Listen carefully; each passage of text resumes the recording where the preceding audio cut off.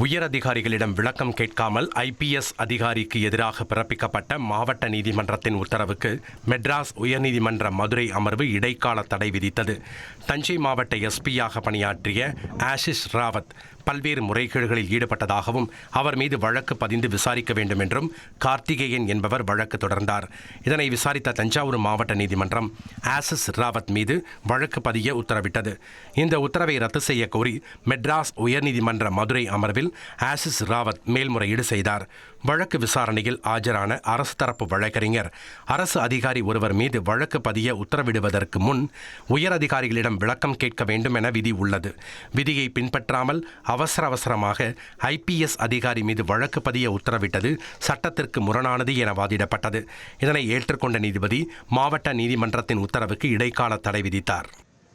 1,26,00,000 மனங்களை வென்ற தந்தி TV YouTube channel. தவிர்க்க முடியாத தம்ப்நெயில்ஸ், கலக்கலான கான்டென்ட்ஸ். நீங்களும் இந்த குடும்பத்தில் இணைய இப்பவே சப்ஸ்கிரைப் பண்ணுங்க. அசுரபலம் கொண்ட எங்கள் டிஜிட்டல் கரங்களில் உங்கள் விளம்பரங்களை சேர்க்க வாட்ஸ்அப் பண்ணுங்க. 8939888838. Email advttv@dttv.in.